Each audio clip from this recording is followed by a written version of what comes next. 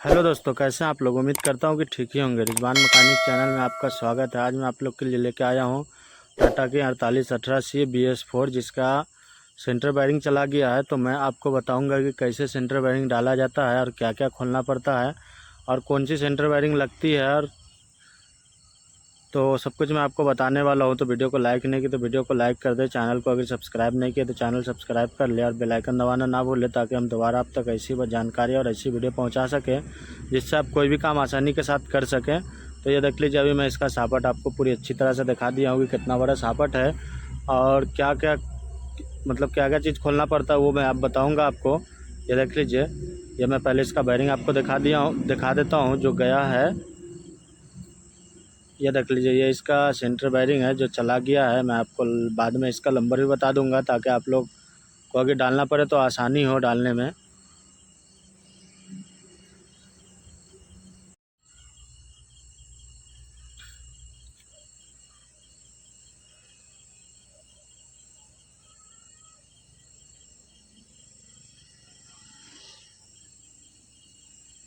तो ये देख लीजिए, ये पहले पीछे का सापट है। पीछे का सापट का आप 4 बोल्ट खोलिएगा। 18-19 का पाना लगता है। ये मैं पाना आपको दिखा देता हूँ।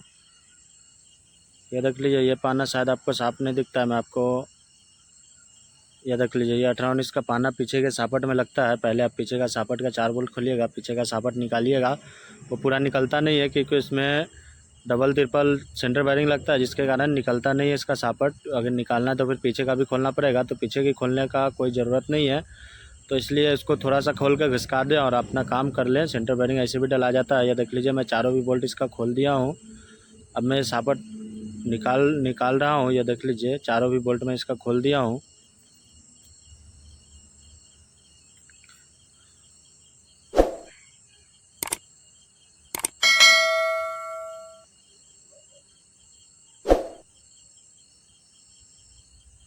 ये ऐसे निकलता भी नहीं है, सापट को ठोकना पड़ता है। तो आप लोग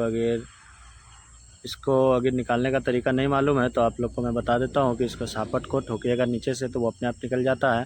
और वो बोल्ट जो मैं देखा है वो 17 नंबर का बोल्ट रहता है, उसमें टाटा में 17 का लगता है। ये देख लीजिए, मैं 17 का पाना आपको लगा के दिखा देता हूँ।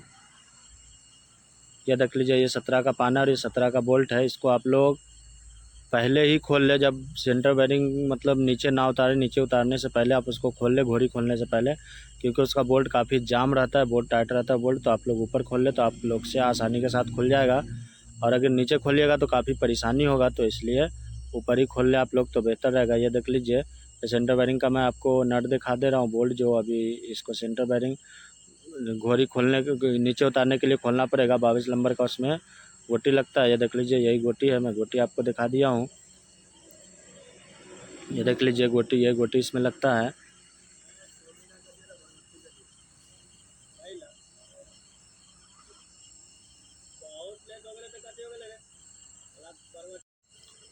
तो ये देख लीजिए, ये बोल्ट मैं खोल रहा हूँ। ये बहुत ही जाम बोल्ट रहता है, तो इसलिए काफ़ी तकलीफ़ होता है इसको खोलने में। देख लीजिए, मैं लात से खोल रहा हूँ इसको, क्योंकि बहुत जाम रहता है तो बहुत तकलीफ़ होता है खोलने में। ये देख लीजिए, शायद आप लोग को दिखता होगा कि कितना ताकत लग रहा है इसको खोलने के लिए।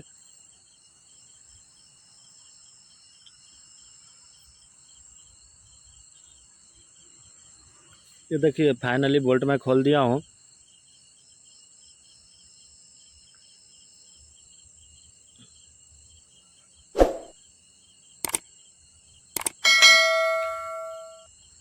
मोटे चूड़ी का बोल्ट रहता है, लेकिन ये पहली बार खुल रहा है, इसके कारण इतना जाम खुला है। नहीं तो इतना जाम नहीं रहता है, वो 1-2 बार खुलता है, टाइट होता है तो फिर फ्री हो जाता है, लेकिन वो पहली बार खुला इसलिए इतना जाम हो गया। ये देख लीजिए, ये मैं इसकी घोड़ी दिखा दे रहा हूँ आप लोग को पहले। उसके बाद मैं आपको बैरिंग भी दिखाऊंगा, बैरिंग का नंबर भी दिखाऊंगा, सब कुछ बता दूंगा ताकि आप लोग को काम करने में बहुत आसानी हो। ये देख लीजिए, ये इसकी बैरिंग है, रबर है। एक बोल्ट तो मैं खोल दिया था, एक बोल्ट और उसमें जो वाशर लगता है वो देख लीजिए, ये मैं आपको दिखा देता हूँ। अब इसके बाद बारी आगे फाइल इंच की, तो फाइल इंच भी बहुत ज़्यादा जाम रहता है इसका, तो इसलिए मैं इसको ठोक के देख लीजिए निकाल रहा हूँ। अभी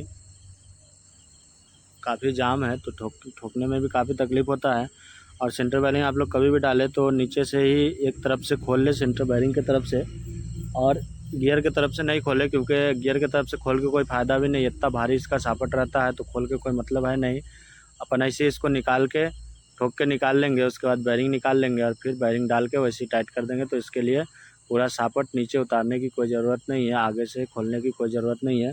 ये देख लीजिए, मैं इसका रबर निकाल दिया हूँ 5 इंच निकाल के। अब बेरिंग का ये मैं पहले 5 इंच आपको दिखा देता हूँ। ये देख लीजिए, इसका 5 इंच है।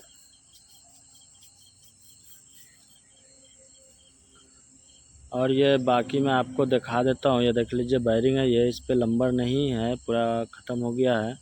बाकी मैं अभी कोन निकालूंगा तो उस पर आप लोग को दिखा दूंगा लंबर है कि नहीं, और नहीं होगा तो मैं आपको ऐसे भी बता सकता, लेकिन लंबर मेरे को याद है, लेकिन फिर भी मैं आपको बेरिंग के साथ ही बताऊंगा, तो आप लोग को समझ में आएगा कि हाँ ये लंबर की बेरिंग इसमें लगती है।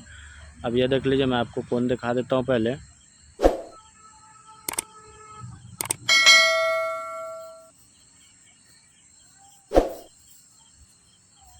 ये देख लीजिए, ये इसका कोन है जो काफ़ी जाम रहता है, तो उसको भी निकालने में काफ़ी तकलीफ़ होगा। साला इसका लंबर भी मिट गया। देख लीजिए थोड़ा निकला है, अभी ठोका हूँ तो, और ठोकने के बाद थोड़ा सा निकला है।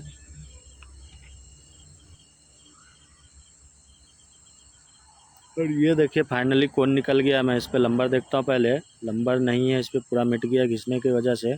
ये देख लीजिए लंबर इस पर पता नहीं चल रहा है, तो लंबर पता नहीं चल रहा, तो अब मैं जा रहा हूँ इसको नई बेरिंग लाने। तो ये देख लीजिए नई बेरिंग में ले आया हूँ, आप लोग को लंबर दिखा दिया हूँ। एक बार अच्छे से लंबर दिखा देता हूँ।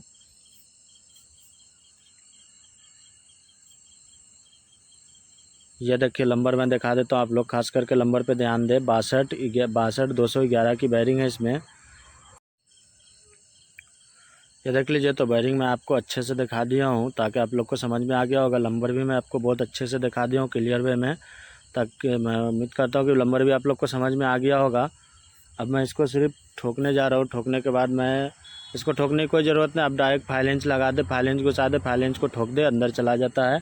तो पहले बेरिंग ठोकने की कोई ज़रूरत नहीं है, परेशान होने की कोई ज़रूरत नहीं है। आप लोग डायरेक्ट 5 इंच लगा के या तो टाइट कर दे, या फिर 5 इंच लगा के 5 इंच पे मार दे। और 5 इंच पे मारे तो आप लोग एक चीज़ खास करके ध्यान दें कि 5 इंच पे जब मारे तो 5 इंच के मीनिंग की जगह पे नहीं लगना चाहिए, मतलब दांते की जगह पे नहीं लगना चाहिए, क्योंकि दांता अगर फूल गया तो फिर बराबर दोनों मीनिंग का घाट बैठेगा नहीं, दोनों 5 इंच का। तो उसके कारण क्या होगा कि आपका टाइट बराबर नहीं होगा, तो सापट ढीला होगा या फिर और भी प्रॉब्लम आ सकती है। तो इसलिए आप लोग कभी भी मारे तो इसको 5 इंच पे नहीं मारे, दोनों साइड में मारे। तो इसलिए मैं आप लोग को बता दिया हूँ कि बहुत ऐसा मिस्त्री रहता है जो मार देता है फिर बाद में पछताता है, तो इसलिए मैं आपको पहले बता दिया हूँ ताकि आप लोग ऐसी गलती ना करें। ये देख लीजिए, ये मैं इसको फुल टाइट कर दिया हूँ। बेरिंग भी दिखा दे रहा हूँ आप लोग को एक बार अच्छे से घुमा के।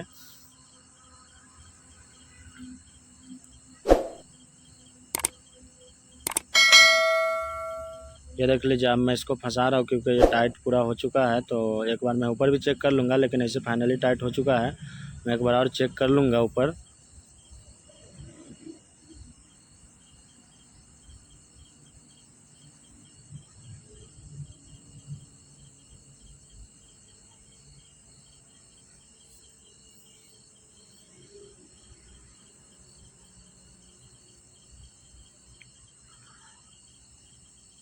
ये देख लीजिए, ये घोड़ी में फंसा दिया हूँ, बस घोड़ी टाइट करूँगा, उसके बाद मैं आपको एक बार अच्छे से क्लियर वे में दिखा दूँगा।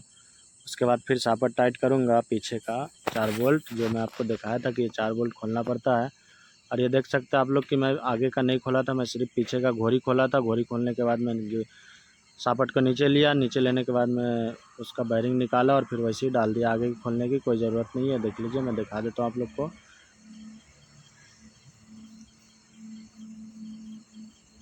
ये देख लीजिए, मैं पूरा भी आप लोग को अच्छे से एक बार दिखा देता हूँ। यही बेरिंग थी जो ख़राब हो गई थी, वो बेरिंग मैं डाल दिया हूँ ऑलरेडी।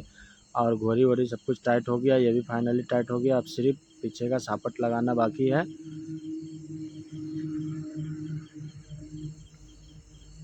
इसको आप लोग कभी भी टाइट करें तो बहुत अच्छे से पूरी जान लगा के टाइट करें, क्योंकि अगर ये ढीला हो गया तो फिर बहुत प्रॉब्लम होगा। तो इसलिए इसको आप लोग अच्छे से टाइट करें। अब ये देख लीजिए, पीछे का सापट भी मैं लगा दिया हूँ, पूरा क्लियर है। और पूरा क्लियर मैं कर दिया हूँ। तो सोगा मैं उम्मीद करता हूँ कि वीडियो आप लोग को अच्छा लगा हो। वीडियो कैसा लगा हो कमेंट में ज़रूर बताएं। और वीडियो को लाइक नहीं किया तो वीडियो को लाइक करें, चैनल को सब्सक्राइब करें और बेल आइकन दबाना ना भूलें, ताकि हम दोबारा आप तक ऐसी वीडियो और ऐसी जानकारी पहुंचा सकें। और वीडियो को ज़्यादा से ज़्यादा शेयर करें।